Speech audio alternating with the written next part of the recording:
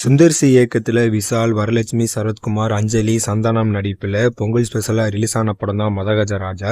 என்னதான் இந்த படம் ரிலீஸ் ஆகி 9 நாட்கள் ஆனாலும் இன்னமும் இந்த படத்துக்கு திரையரங்குகளில் ரொம்பவே பார்த்தீங்கன்னா கூட்டமாக மக்கள் வந்து இந்த படத்தை பார்த்துட்டு இருக்காங்க. முக்கியமாக இந்த பொங்கலில் ரிலீஸ் ஆன படங்கள்லேயே ஒரு மிகப்பெரிய ஹிட்டான படம் இந்த படம் தான் அப்படின்னு சொல்லணும். ஸோ இந்த படம் 9 நாட்களில் உலகம் முழுவதும் எவ்வளோ வசூல் பண்ணியிருக்கு அப்படின்னு தான் பார்க்க போகிறோம். நம்ம தமிழ்நாட்டில் 9வது நாளில் 2,10,00,000 ரூபாயும், 9 நாட்கள் மொத்தமாக 43 கோடியே 80 லட்சம் ரூபாயும் வசூல் பண்ணியிருக்கு. அதே போல் கேரளாவில் 9வது நாளில் 1 லட்சமும், 9 நாட்கள் மொத்தமாக 60 லட்சம் ரூபாயும் இந்த படம் வசூல் பண்ணியிருக்கு. அதே போல் கர்நாடகாவில் 9வது நாளில் 10 லட்சம் ரூபாயும், 9 நாட்களில் மொத்தமாக 2 கோடியே 7 லட்சம் ரூபாயும் வசூல் பண்ணியிருக்கு.